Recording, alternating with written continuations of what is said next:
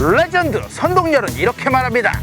한국 프로야구 투수들의 평균 구속은 여전히 142km에 머물러 있다. 이는 20년 전 메이저리그의 평균 구속보다 느린 구속이며 양 리그 간의 평균 구속 차이가 현재는 무려 7km 이상이라고. 일본 프로야구 역시 150km가 아니라 160km를 상회하는 강속구 투수들이 계속해서 튀어나오고 있습니다. 일본의 강속구 투수하면 당장 한 명의 투수가 떠오르시죠. 더불어 2015년의 악몽도 떠오르고 말입니다. 자, 그럼 야구의 종주국인 미국, 야구를 국기 스포츠 중 하나로 취급하는 일본, 그리고 야구가 최고의 인기 스포츠로 군림하는 한국, 이 세 나라의 강속구 이야기를 제가 지금부터 보여드리고 또 말씀드리도록 하겠습니다. 거인들의 전쟁, 100마일의 시대를 열다. 선동열이 쓴 책이죠. 선동열 야구학이라는 책의 이 첫 번째 섹션에 나와 있는 제목입니다. 야구 팬이라면 열광할 수밖에 없는 강속구에 대한 내용이 나와 있는데, 선동열은 먼저 지난 7년간 KBO 리그의 패스트볼 구속이 142km에 머물러 있는 것을 이렇게 도표로 보여주며 리그 내에서도 투수가 타자를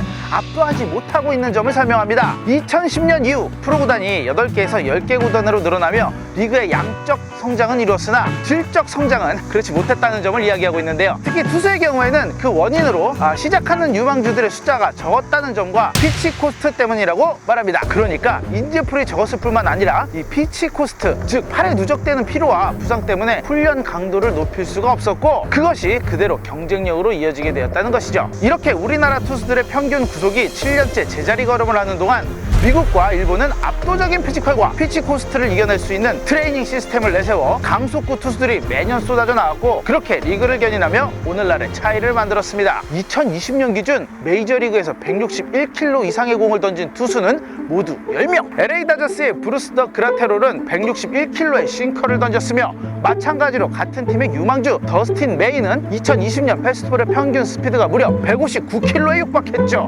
물론 그의 최고 스피드는 평균 스피드보다 압도적으로 빠른 166km. 또 지난 10년간 메이저의 강속구 투수를 대표했던 체프먼의 페스티벌 평균 스피드는 157km였는데, 이제 그 정도 스피드는 10위권 안에 이름을 올릴 수 없게 되었다는 것을 여기 이 책 선동열의 야구학은 말합니다. 특출난 투수들의 구속만 빨라진 게 아니라 모든 투수들의 페스티벌 구속이 매년 증가하고 있음이 너무나 놀랍다고 이야기하고 있죠. 물론 빠른 공을 던지는 투수들이 많아짐에 따라 우려하는 목소리 역시 함께 했는데요. 2019년 5월 워싱턴 포스트는 이와 관련해 강속구가 야구를 죽이고 있다, 그리고 그 영향력은 계속해서 커지고 있다 라는 기사를 냈었습니다. 영어로는 Velocity is stranding baseball. 이에 LA 다저스의 심볼이자 명예의 전당이 확실한 투수 클레이튼 커쇼는 이 신문과의 인터뷰에서 이렇게 말했습니다. 스피드의 증가는 게임의 진화일 뿐이다. 스포츠 선수들은 더욱 커지고 강해지고 빨라지고 있다. NFL 선수들의 놀라운 운동 신경을 보라.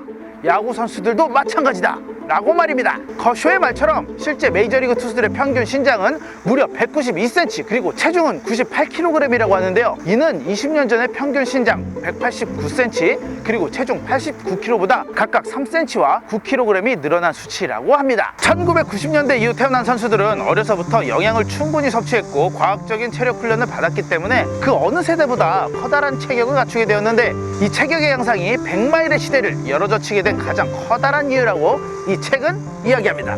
체격과 근력은 대체로 비례하는 것은 당연한 말이고, 근력이 좋아지면 더 빠른 공을 던질 가능성이 커진다는 그런 논리. 그렇다면 한국과 체격이 비슷한 일본의 경우는 어떠한가? 2019년 기준 일본 프로야구 투수들의 평균 구속은 143.7km인데 사실 우리나라 대한민국 투수들과의 큰 차이는 보이지 않는 것 같습니다.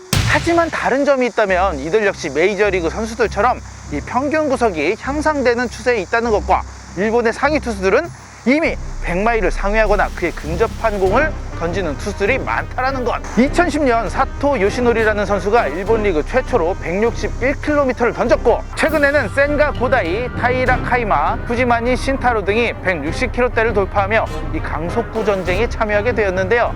일본의 최고 구속은 2016년 이오넨 파이터즈 시절 이 오타니 쇼헤이가 기록한 165km라고 합니다. 고교 시절 이미 160km를 던졌던 사사키 로키는 大谷先輩を超えて170キロに挑戦する 매우 일본인스러운 그런 멘트를 날리기도 했었죠. 정교한 제구와 강한 볼의 회전수를 중요시하는 일본이지만 강속구에 대한 열망도 엄청난 것이었습니다. 그래서 일본의 톱클래스 투수들은 메이저리그 투수들 못지않은 엄청난 피지컬을 가지고 있죠. 오타니와 말할 것도 없고 센가, 후지나미, 사사키 등이 그렇습니다. 160km의 빠른 공을 던지는 투수들은 이미 메이저급 체격을 가진 투수들이라는 점을 다시 한번 상기시켜줍니다. 국내 투수 가운데는 좋은 체격으로 150km 중반대의 공을 뿌리는 조상우 선수를 언급하기도 하는데 그의 불같은 강속구가 언젠가는 160km의 고지를 넘어설 수 있었으면 좋겠습니다. 물론 단순히 피지컬만으로 강속구를 던질 수 있는 것은 아니고 근력과 더불어 견갑골의 가동 범위와 유연성, 이 모든 것을 높은 수준으로 끌어올릴 수 있어야 강속구 투수가 될 수 있다는 점을 역시 언급하고 있는데요. 트레이닝이 아니라 피치 디자인이라는 문구는 특히 인상적이었습니다. 코치의 조언이나 경기 전 영상 분석을 하는 것으로 그치지 않고 자신의 강점과 약점을 파악하여 더 나은 피칭을 디자인한다고 합니다. 그에 맞춘 체계적이고 과학적인 훈련을 병행하게 되겠죠. 단적인 예로 미국의 클레이튼 커쇼는 첨단 장비와 빅데이터를 활용해 투구 회전축을 점검하고 야구공보다 무거운 웨이티드 볼을 던져 어깨 힘과 팔 스피드를 향상시키는 드라이브 라인 훈련법으로 매년 하락하던 구속을 지난해 다시 한번 끌어올릴 수 있었습니다. 그리고 마침내 그는 2점대의 평균 자책점을 되찾으며 다저스의 우승을 일궈냈죠. 그렇다면 우리 대한민국의 투수들은 어떻게 구속을 끌어올릴 수 있을까? 선동열은 이렇게 얘기합니다. 책에도 나와 있습니다. 스피드는 천부적인 소질이다.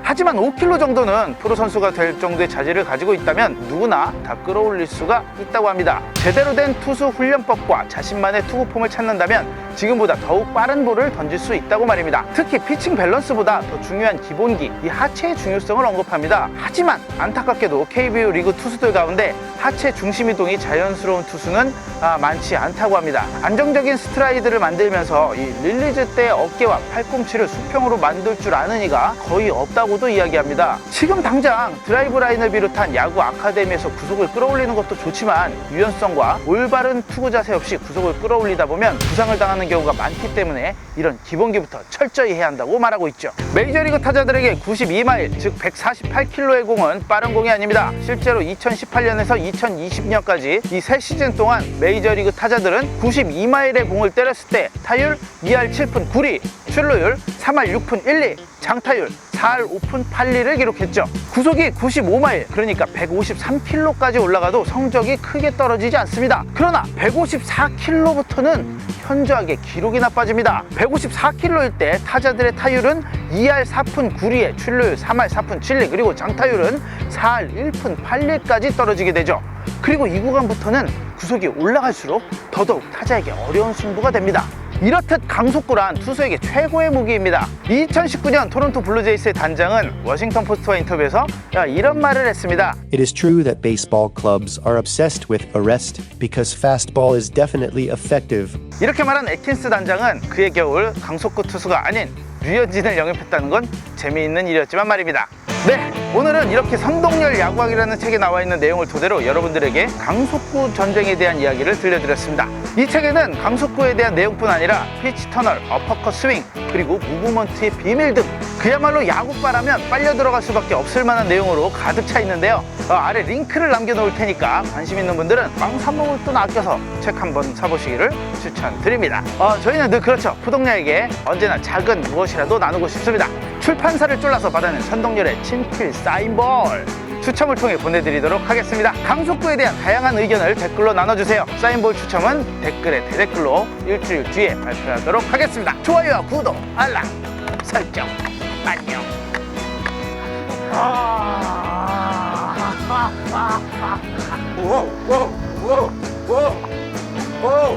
웅덩이 뼈 다 나가 있네.